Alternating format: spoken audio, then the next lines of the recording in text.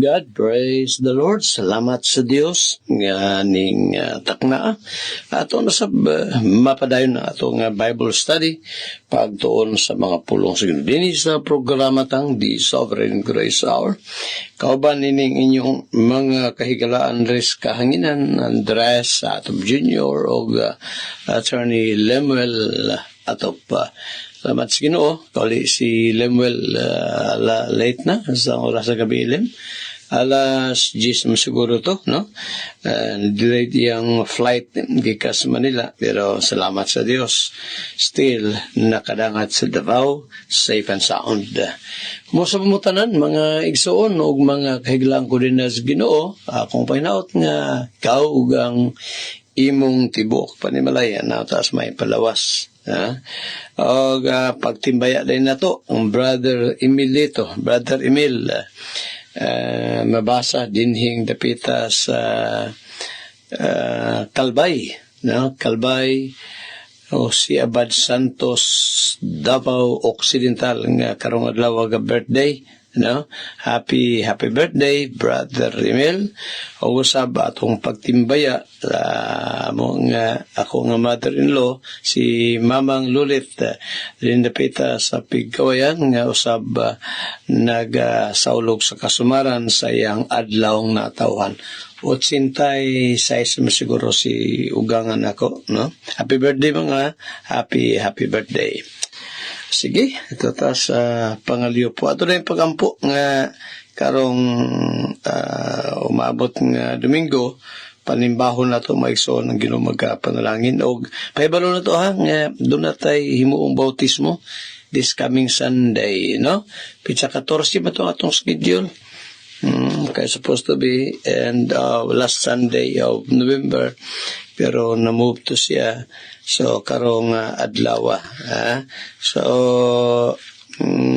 brother nimo Lily, no, Brother Lily ang mohang decided man to nga magbautismo na, no?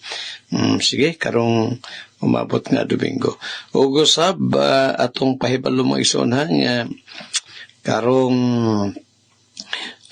sunod semana karong Domingo pala gihapon si Brother Nasara, no? Karong Domingo Brother Nasara ang speaker di sa Tagum. So ato tong nasultihan sa Pastor Nasara, gusto po niya nga makawali, no? Sa tong missions. So, Brad Toto, hindi kami na Brad Toto ron. Sugoy daw palihog Brad Toto, no? Kinsa ang masugo dito ilan ni Brother Rufo nga hulaton na maghulat dito sa ilaha sa ilang balay ni Brother Rufo kay dito mo ato si Pastor Nasara kaya pa sa katulto sa toong simbahanan, no? So karong mabot nga Domingo before 9, no? Sa Pastor Nasara dito. Okay, sige. Ito ta sa pangaliyo po atong sa kuwanday, sa sagayin po rin atong pahibalo. Si Brother Mario Abrantes ang muanha din ha, no? Ang muali din ha. O usab ba, karong umaabot nga Sabado, dili karong Sabado, dili ugma, kundi next pa. Pizza 20, kita-kita taninyo sa ako ng pahibalo, kita-kita taninyo ato nga mga missions o kabanan ng mga churches dito sa New Bohol, Bansalan, Davao del Sur. So, saan na, Pastor? Sa Thanksgiving, ilan Brother Romel, no? Unya sa 24, natalya sa Sibunga, Lagumit, Malita, Davao Occidental, ilan ni Pastor Tagoy. Then, Kiblawan, Pizza 20. Okay, sige. Ito ta sa paggampo. Panugyan na to sa Ginoo ang tanantang gimbuhaton karong adlaw. Mag-pray ta. Salamat Amahan sa pagtugot nimo nga this time. Mausahan sa damo paghisgot nimo mga pulong. O akong pagampo Ginoo nga mahimo tong magapanalangin dinhi. Bless Lord, ang tago-sabisan pa sa mong biyahe di ay safe kami Ginoo. O usab sila ni Brother Emilito mabasa o si Mamang Lulit Bugunok nga Today, sa ulog sa kasumaran silang adlaw ng tawhan, ikaw ginumahimot, magkapanalangin kanila dahil pagkatuigan, idugang mo kanila Ginoo. O gusto pa akong pagampo di ay, nga Lord, karong Domingo,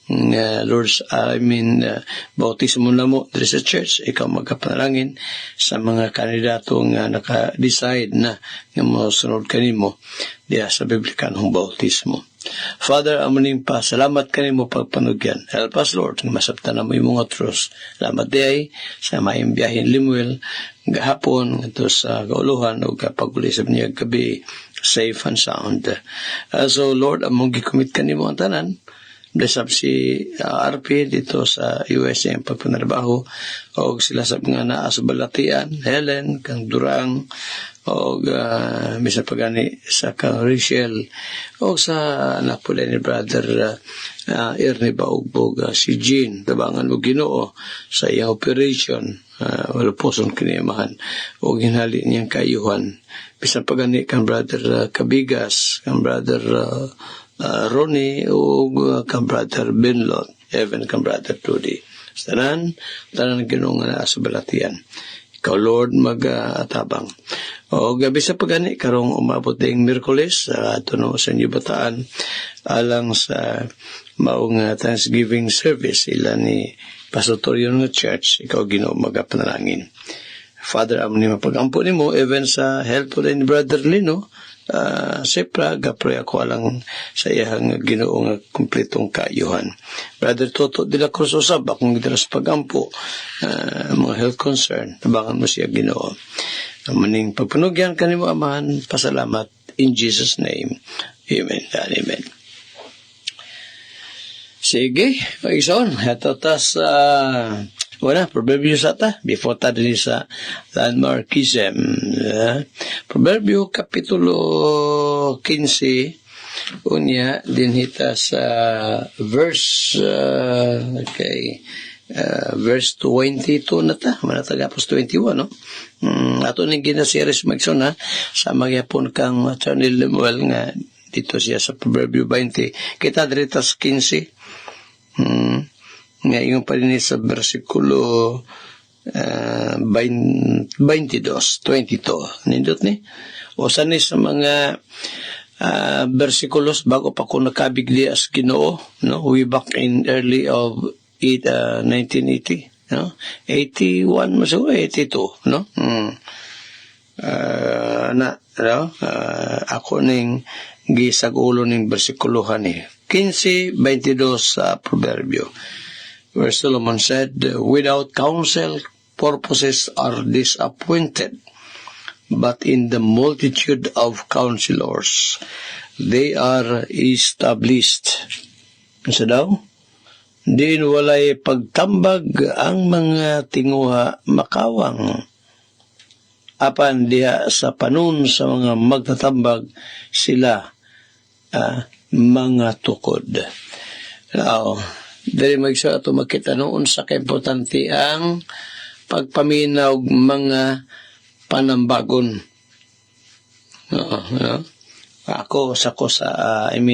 Usa sa akong gipasalamatan sa Ginoo mao nga na si Malu, no? Of course, Ginoo number 1, kay diha magita mga yung council si Ginoo, pinagi siyang pulong. Unya bagang ampo gyud.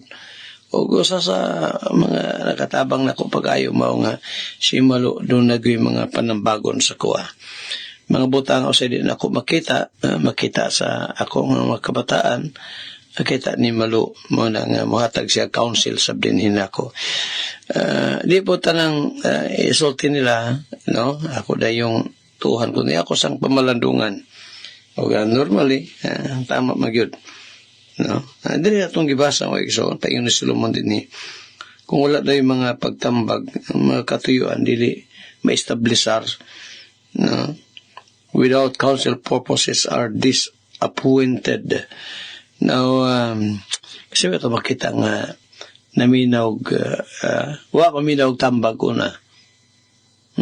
Wa paminaw tambag. Asikuan, instruction o warning yun ganit mismo sa ang una na tong mga ginikanan na binagusyadan. Ginan siya sa Ginoo, dili ka magkaon, di ba? Genesis chapter 2, verse 15 and 16, 17. Pero ang siya ato makita, diya sa chapter 3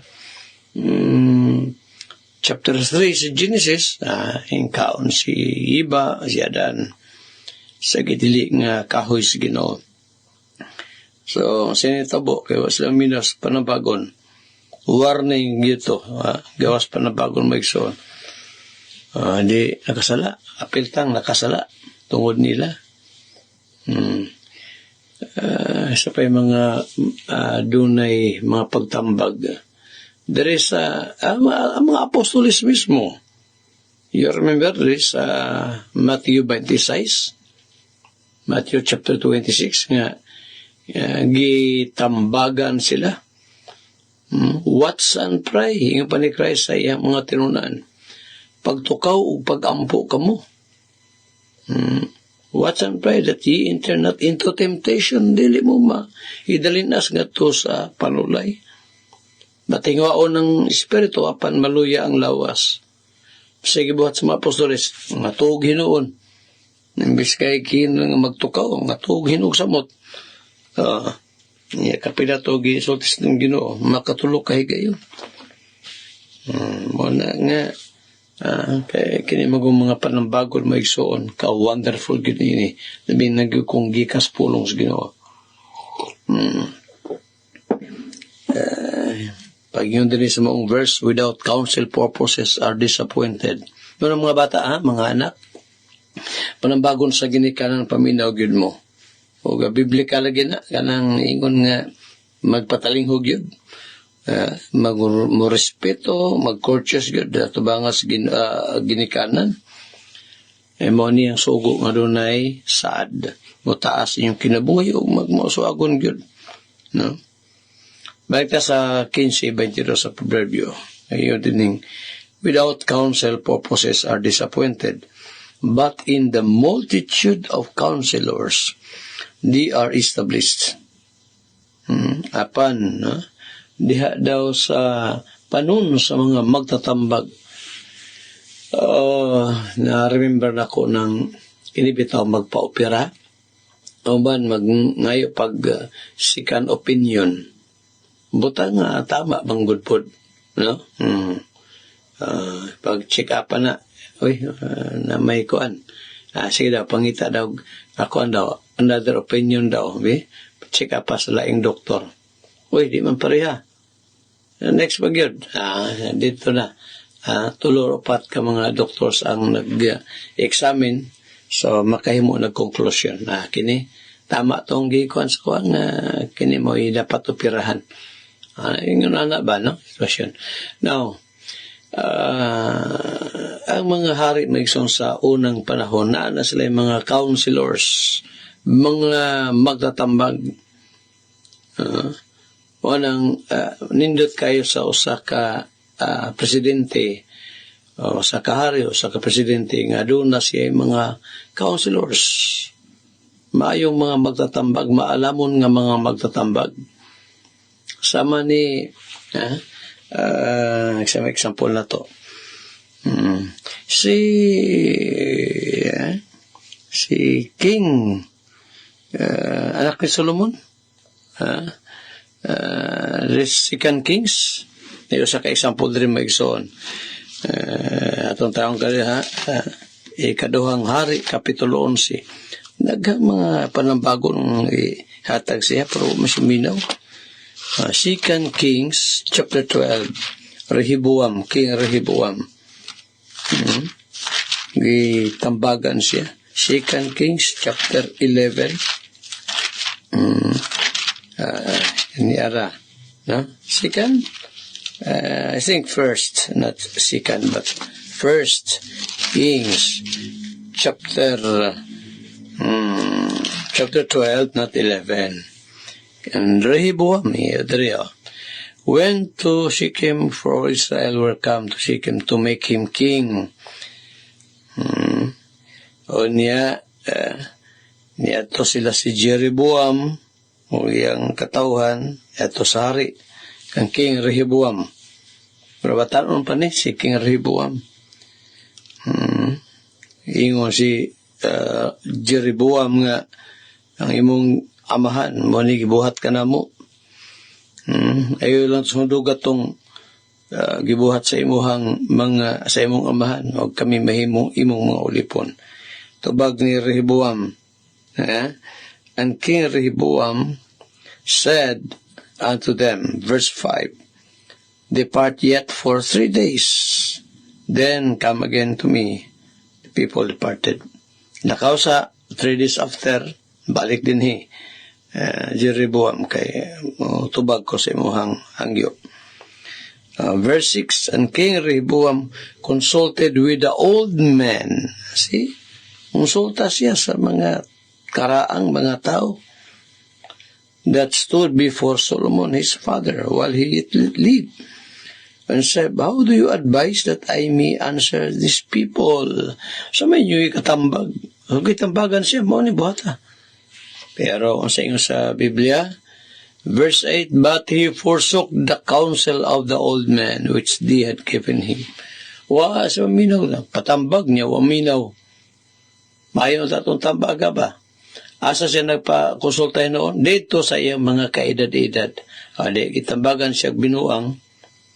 Resulta, pagbalik ni Jeroboam, mato iyang tubag. May rebelde si Jeroboam. Mato na-divide ang nasod sa Israel. Manang na ay Southern Kingdom o Northern Kingdom. Matong nahitabo ato, no?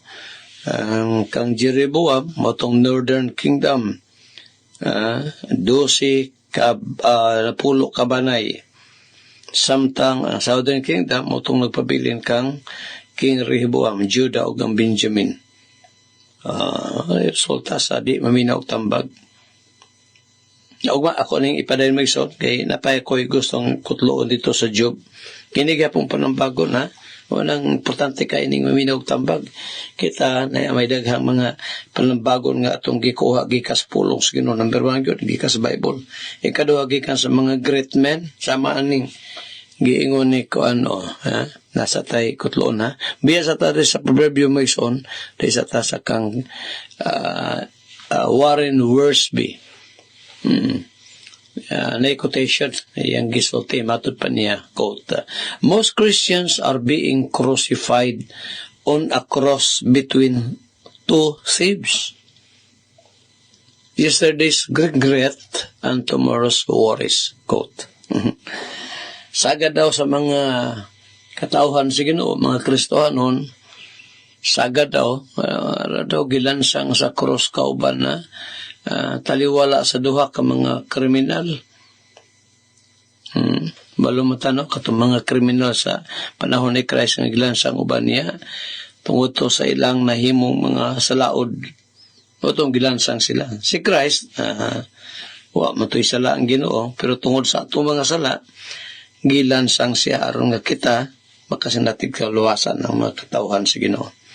So, inyo pa din ni Wiersbe, most Christians are being crucified on a cross between two thieves. Saga daw. Naghan daw sa mga Kristohanon. Gilansang sa cross. Kauban sa duha ka mga kriminal. Masa man yesterday's regret and tomorrow's worries. Quote. So, sula maigsuno nga, kana bitang sige ta og mahay sa to ang mga kagahapon. Mag-look back ta sa atong kagahapon, sige tag mahay ba? Wala tayo mahimo na. Mahimo na to, kung naamatay mga kapakyasan sa unang panahon, mahimo tong lesson alang na to. Pero sige tag tanaw atong sa unang panahon, ay, hindi na makayos to ang magsoon. Uma naman to. So, muna siya, no? Kanabang mga pagmahay sa miaging kapanahunan. Human na to, biyaan na to siya. O usapa ka butang higala, kanabang magkabalakatas tong ugma. Balakatas tong ugma. Ba sa Matthew 6, dili ka mo magkabalaka. Kaya nga itong kaugmaon, doon na siya laing adlaw. Itong kaugmaon, laing mga kabalaka, di na ito na una-unahon, bisag wa pagay mahitabo. Nalay preparation atong himuon. Pero magakabalaka ta, butang nga dili angayng buhaton nato. Okay? Sige, Wagson. Patay pipilak ka mga minuto, no? Ato ipadayon ni Wagson nga si Ginoong Jesucristo dayon niya kayab sa langit naghatag siya mga kasuguan. Hatag siya mga sugo ngadto sa iyahang iglesia. Narabay nag-text na ako nganong ako kuno ning balik-balikon. So may gibalik-balik na ako dari texter. Balik-balik ning mga pahimdom gikas pulong sa Ginoo. Labi na gyud ning mga doktrina ni Christ. Kabalo ka nganong akong ginatagag ipasis yun ning mga teachings ni Christ. Kana tungod kay daghang mga nalagtuon sa Bible karon or nagtawag sila kaugaling mga Kristohanon, dili na gusto mga doktrina. Dili gusto na gani baptismo igsoon nga gikuha ang ngalang baptist Galisdag Fellowship. Or kung di ba wala kwa ang pulong baptist pero gamay na kayo gibutang dia sa close and open and close parenthesis Baptist Church, gamay na kayo. Christian Fellowship, dako kay litra ha. Sa karatula ba, Christian Fellowship, dako kayo. Then open and close parenthesis Baptist Church. Daw maulaw ba siyang pagkabaptist ba? Kabalo kahigala, no? Ang sakay po tati ang right doctrines. Kundi good na to, mahibaw ka ng mga insaktong doktrina ng gitudlo o gibilin ni Christ diya sa iyang kaiglesiyahan. Ug maadto ta dito sa pundok nga diin ang mga pagturunan dili na binasi sa pulong sa Ginoo.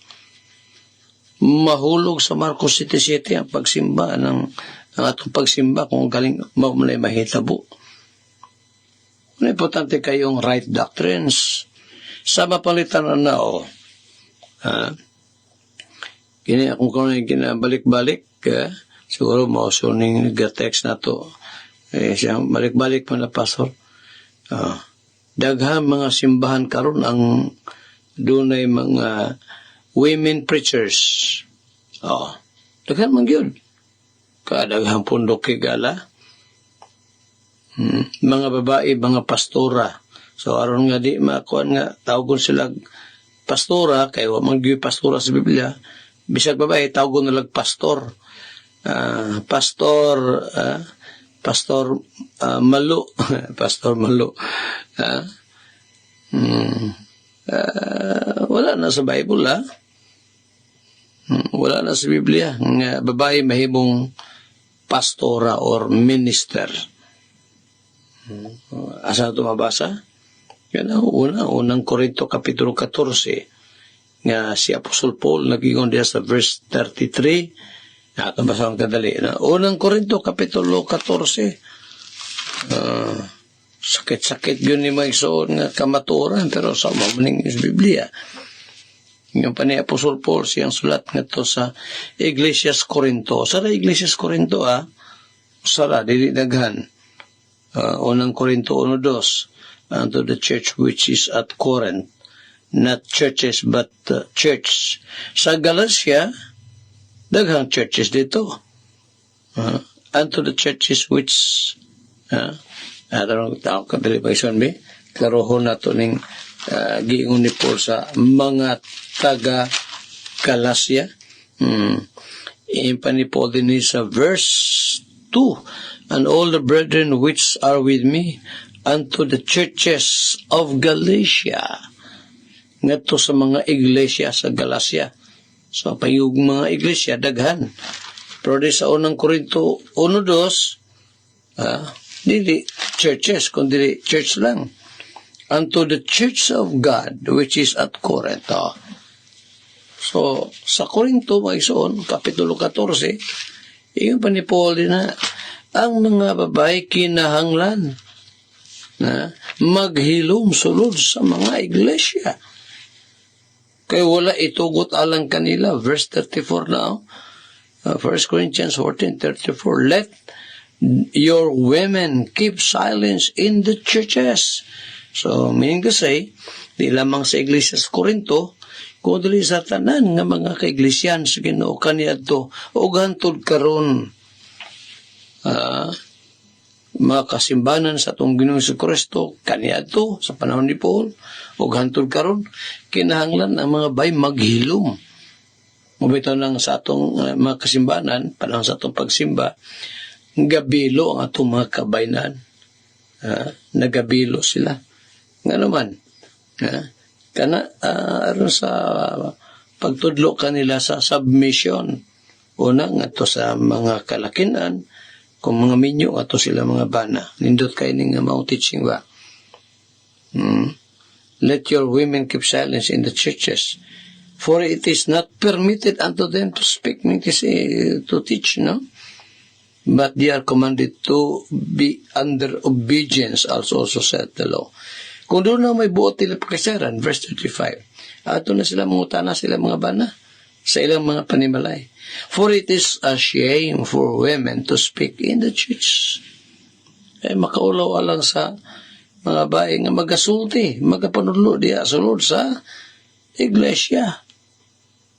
37. Kung doon na may nagunaw na nga siya, propeta o may o respetuhan nun, let him acknowledge that the things that I write unto you are the commandments of the Lord.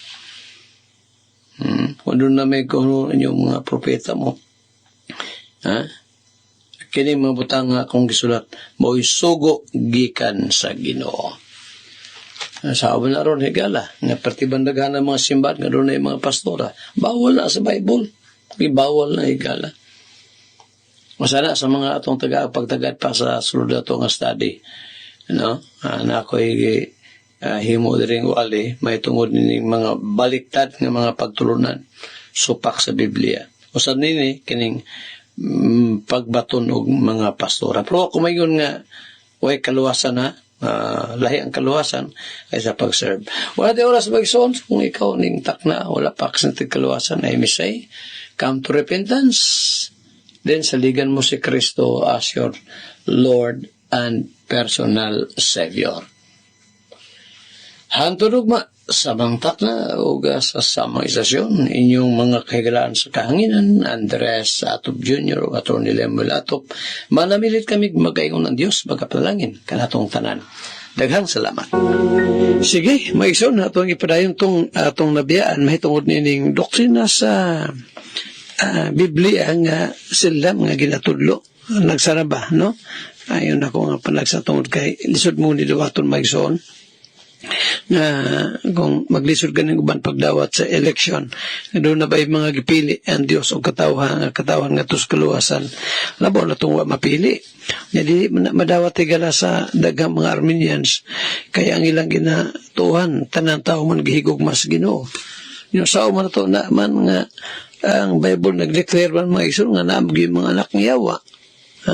Asa na mabasa pastor nga ang kananang Ginoo gasulti nga naagay yung mga yawa. Si Pablo na bago na itong nakutlo itong buhat 13, di ba? Gina ni Paul si Elimas nga anak si yawa. Karon maigsoon, kining mga reprobates, mga sinalikway sa Ginoo, kung si Apostol Paul pa sa Roma 2:9 versikulo 22 gihimo aron laglagon nagsakit na paminaw no apan gibuhat sila aron nga laglagon sa Ginoo. Gani si Judas Iscariot sana sa mga gamiton na itong illustration sa Biblia maigsoon nga wala gid higugma as Ginoo.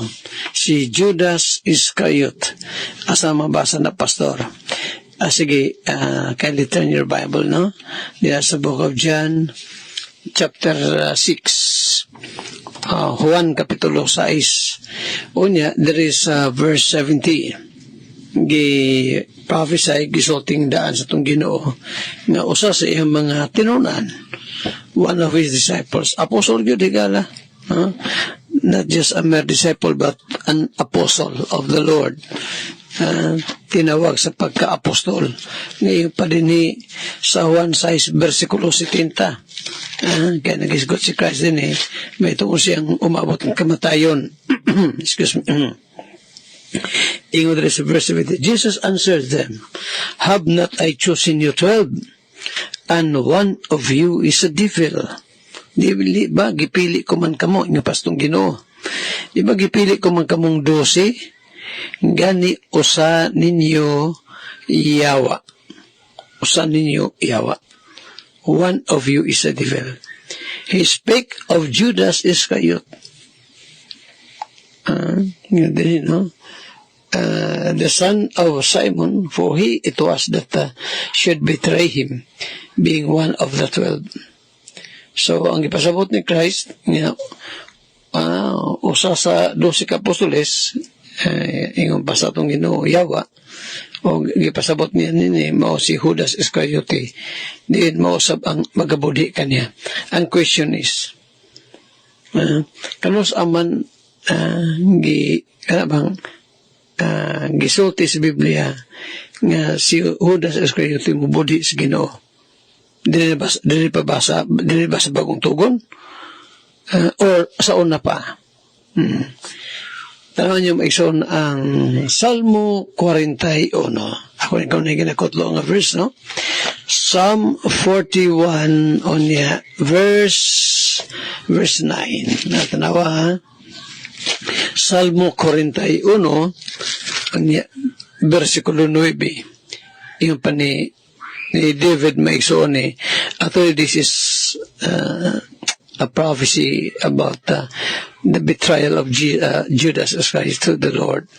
Ingon din mine own familiar friend, in whom I trusted, which did eat of my bread, hath lifted up his heel against me. Oo, ang akong suod nga higala, nga akong gisaligan, nga mikaon saba sa akong tinapay, siya mag-aisa sa iyahang tikod nga hikan ako. Dili may ato makita, no? Kabalo ka, kinsa ang ipasabotan kay wala magiging si Judas Iscariote. Pero maigsoon tanawa ang record sa Matthew 26, Matthew chapter 26, and then verse 21. Matthew 26, versikulo 21, ingon din Now when the even was come, he sat down with the 12. Kristo, nakiuban siyang 12 ka mga apostoles. And as they did it, he said, Verily I say unto you, that one of you shall betray me. Sultihan ko kamo, nga usa kanyo magabudi ka na ako. And they were exceedingly sorrowful, and began everyone of them to say unto him, Lord, is it I? Kay giingon ni Christ, usan ninyo magbudi na ako. So, inisig pangutana sila, ako bak Ginoo? So, kung itong basihan rin maigsoon sa kasong Judas Iscariot, no? So, even sa wala pa magpakatao ang Ginoong sa Kristo, gipropesiya ng daan nga magabudhi siya sa ato ang Ginoo sa Kristo. Sulti ng daan nga si Judas mubudhi sa atong Ginoo. Unya, monong rason maigsoon, one of the reasons nga si Judas Iscariot ni pakatao aron nga ang kana bang iyang mahimong role, mahimo niyang papel ning kalibutan mao ang magbubudhi sa Ginoo. Paita, no? Paita po na Pastor Roy. Malagi na, ingon dito sa Roman 9, maigsoon, gihimo, aron nga, kung daghan lang kaglaseng kagamitan ba. At orang tanong kadali, maigsoon. Book of Romans, chapter 9, Roma, kapitulo 9, kay ang Ginoo, ipakita ni Apostol Paul diri sa Roma 9, na ang Ginoo, ang Dios, daw sama siya sa usa ka magkukulon, mangitag magkukulon, tighim og kulon, no? Ingon pa din sa verse 19. Moingon ikaw kanako, nganong mubasol pa man lagi siya. Kaysa may arang makababag sa iyang pagbuot, Question na ba? Na ba'y tao makababag sa pagbuot sa Ginoo? Apan, verse 20, apan kinsa ka man, ikaw nga tao nga, magatubag-tubag sa Dios, ang hinulma, magaingon ba sa iyang maguhulma? Nganong giingon man ako nimo ni ini pagbuhat? Bitaw, no? Di kita ka-question na magsuon ba? Nganong iyanin mo kung paghimo, pagbuhat? Verse 21, wala ba di ay ing kagahom ang magkukulon ibabaw sa lapok nga kululon o gikan sa morang usa ka umol sa paghimog usa ka sudlanan alang sa halangdong kagamitan o sa laing sudlanan alang sa timawa kagamitan. Verse 22, unsa man. So, verse 21, gipakita diri maison nga dunay mga sudlanan sa disenyo sa magkukulon nga iyang gamiton sa timawa. Sama niya ng himong sugangan. Ang kulon bitaw. Di ba yung kulon may magbuot siya ay lang himuan lang kong flower base ay lang ko himuan nga kanan ng sugangan. Dili yun o kanabang lutuanan o paksiw. Inununan. Dili oy. Sa December na maison, na mga taong gihimo sa Diyos. Ingon din sa verse 22, unsa man kung sa tinguha sa Diyos sa pagpadayag sa iyang kapungot o pagpaila sa iyang gahom. Ingon din sa mapailubon gayud, giantos niya ang mga sudlanan nga gikapungtan, nga gipanghimo aron pagalaglagon. Unsay point ni Apostol Paul rin magsuon. Ang iyang gustong ipasayis mo nga doon ay mga tao gihimo sa Dios, gibuhat sa Ginoo aron rapod laglagon.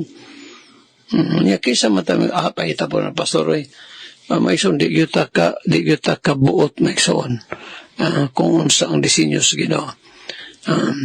Ato ta sa another verse dire sa Marcos 14 versikulo 21. Mark chapter 14 and then verse 21. Ato tarang kadiri 14 sa Marcos unya versikulo 21. Matod pa ni Mark chapter 14 and then verse 21.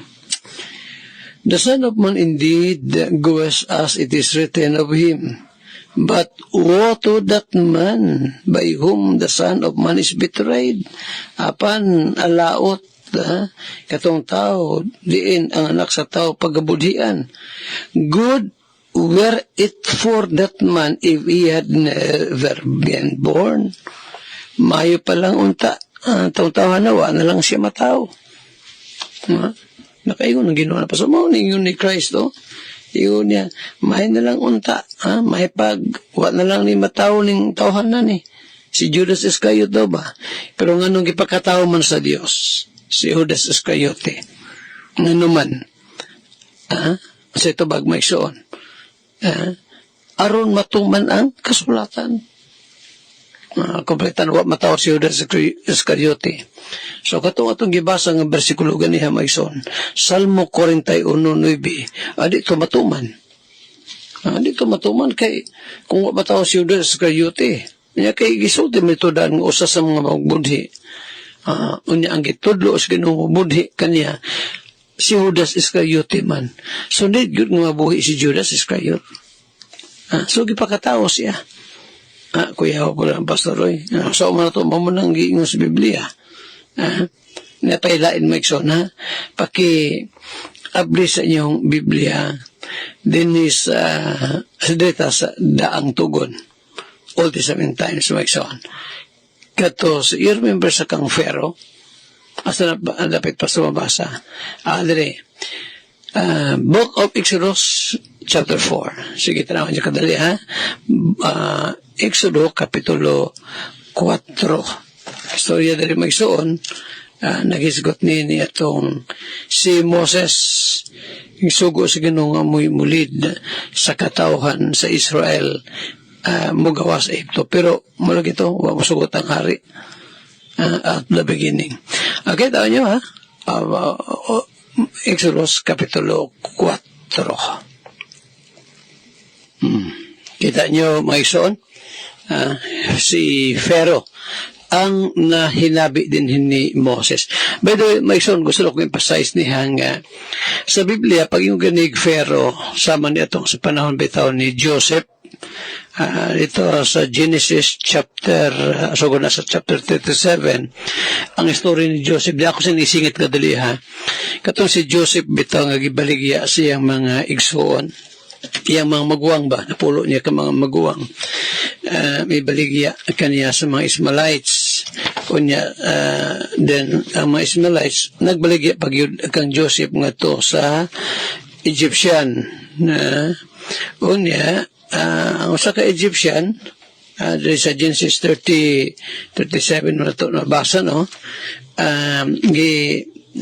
Pailaila nga to sa kang una, dito sila verse, Genesis 37, okay? Paabot na may sondiha sa 38, 38 ba? Dito sila verse for a while, ha? Okay. Dali na. Sa Genesis 39. So, dito, gibaligya si Joseph ito sa magtiayong Potifar. Unya, ang istorya diha, maong gipasangilan si Joseph nga nangarip sa asawa ni Potifar. So, gipreso siya. Ang hari, magsuon, ang Pharaoh, nagdamgo. Nagdamgo ang maong Pharaoh. Now, nganong naabot ko ning punto nga Pharaoh kay kasi makabasa mo tag Pharaoh din sa Biblia may soon na tanawa ra gud ang verse 2, Genesis chapter 40 and then verse 2 ingon din and Pharaoh was wroth against two of his officers, against the chief of the butlers and against the chief of the bakers. So na din si Pharaoh. Nya kini nga Pharaoh maigsoon, dili ni mao ang Pharaoh dito sa Exodus chapter 4 nga akong gisulti. Kay kini nga klase nga Faraon, nahimo ning higalan ni Joseph. Kay nagdamgo man ni siya, nya gihuban ni Joseph nga diin kanana ang sa damgo niya nga gihuban ni Joseph nakaangayang hari og moto nga nakapangandam sila. Muna nga, kini nga Pharaoh diri maigsoon sa Genesis 39, dili nimo ang Pharaoh nga kung gustong basahon sa Exodus chapter 4. Lahi pa rin sa chapter 1, may traway ko niyo maigsoon. Genesis chapter, Exodus chapter 1.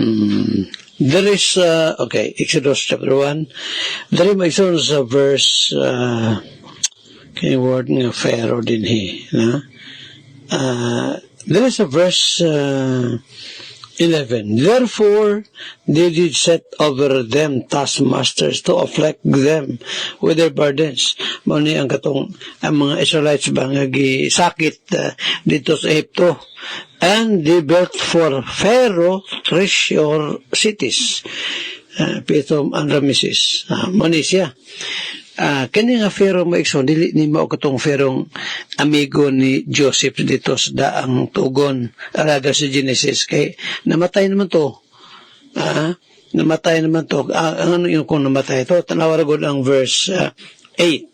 Exodus chapter 1 verse 8. Now there arose up a new king over Egypt, which knew not Joseph. Kaya namatay po si Joseph. Verse 6 pa. Joseph died, and all his brethren, and all that generation. So, bago ng generasyon sa mga Israelites dito sa Egypto. O versikulo 8, there arose up a new king over Egypt. So, bago na po ning Pharaoh.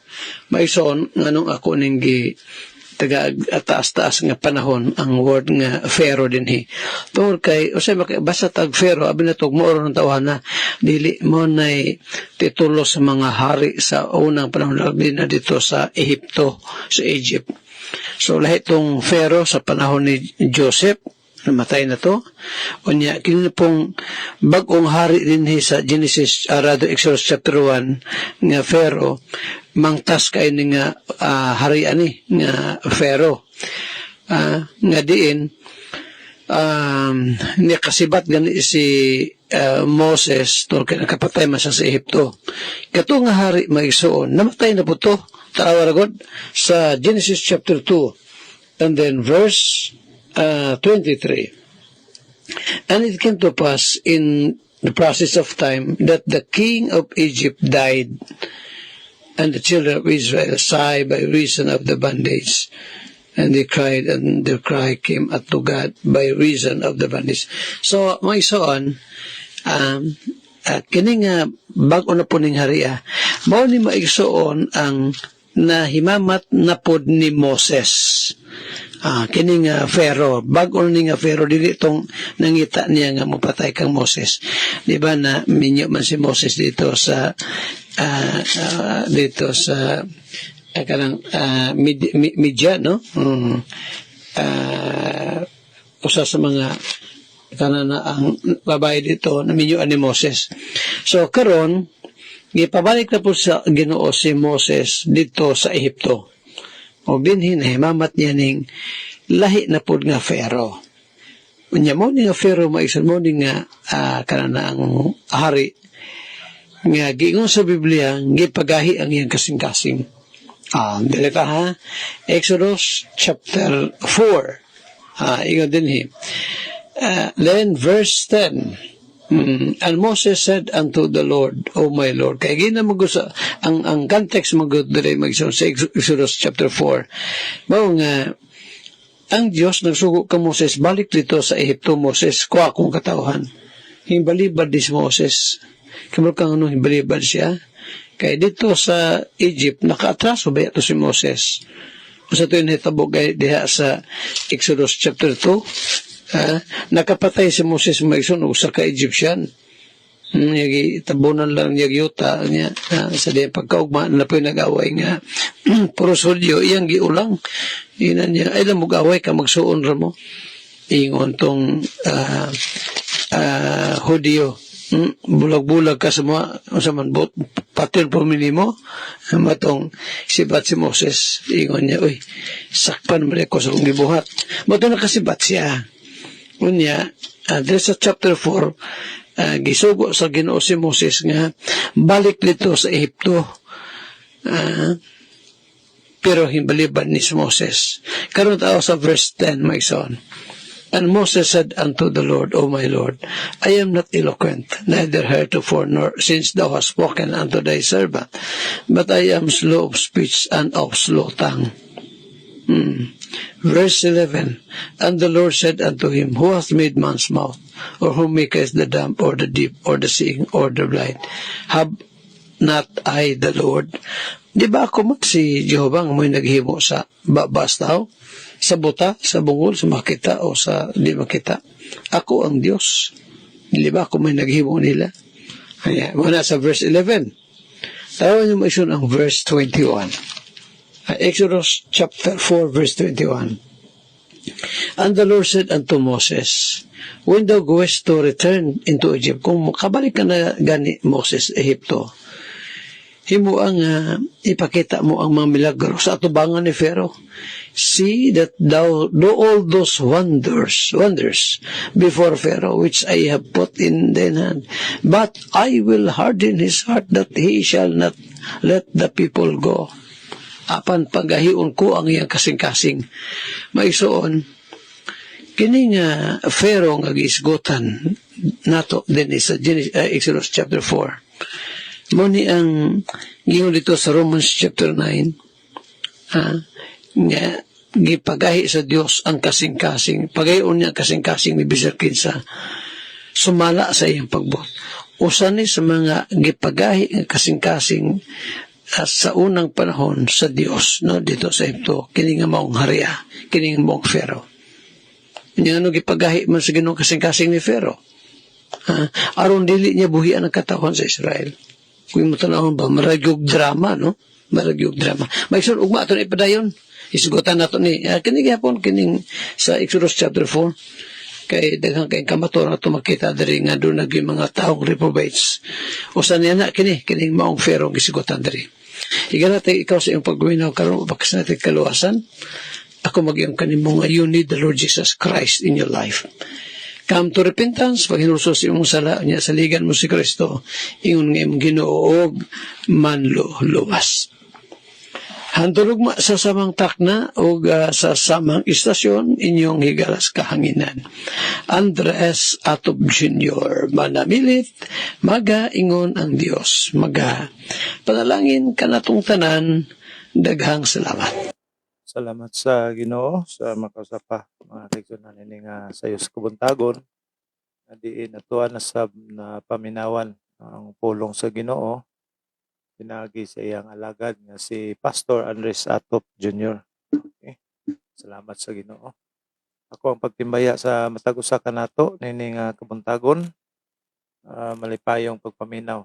Ang Dios mo panalangin ta kanato. O ako ang pag-acknowledge o pag-shout out sa tanang may bisita usab sa to ang live mismo. No? Ako ang i-acknowledge din o shout out si Brad Jeffrey Portich Aso. Ito pa siya mensahe ay Pastor Atop, praise God. Okay, salamat Brad Jeffrey sa imong mensahe.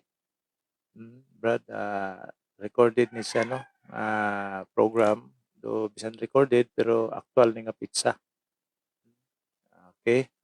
Dinhi kay Brad Jan Bertriobal sa Barangay Kapatagan, Digo City. Brad Hapsi Mesaya, Sister Terms Espisor sa Davao City. O si Brad Prejon Riobal. O si Dayan or Jani. Dayan. Tigal daw. Okay. Marag Dayan ni siya, no? Dayan, silent E. Dayan Tigal daw, good morning sab ni Modya, malipayong paminaw. O pahabol na tong i-acknowledge or shout out si Maclava, Brad Maclava Ray. May buntag ni Modya, Brad Maclava Ray. Okay, mga kaigsunan, hangtod sa sunod nga panahon ug ngayon, dungdungong nasabta sa to ang pagpaminaw din sa pulong sa Dios uban ni Pastor Andres Atop Jr. o uban ni Attorney Lemuel Atop. Okay, salamat nakabalik ta sa to ang programa, no. Sinsya ay sa mga pila ka adlaw wala. Kini may akong pagpasalamat usab sa Ginoo mga kaigsunan. Dahil na itong pagpaminaw sa pulong sa Ginoo. O salamat sa mga personal nga nagmensahe din sa to ang PM, no, personal messages nga gipadangat. Tingalas lang anong nawa ang live, no. Okay, nalay mga ginagmayng kakulian mga kaigsunan, no. Okay, salamat sa inyong padayon di ay nga pag-atang nini ato ang programa. Okay, mga kaigsunan, hangtod sa sunod nga panahon gayon, dungog-dungog na sabta sa ato ang pagpaminaw din. Good morning, di ta malimot sa pag-ampo sa Ginoo alang ning adlaw.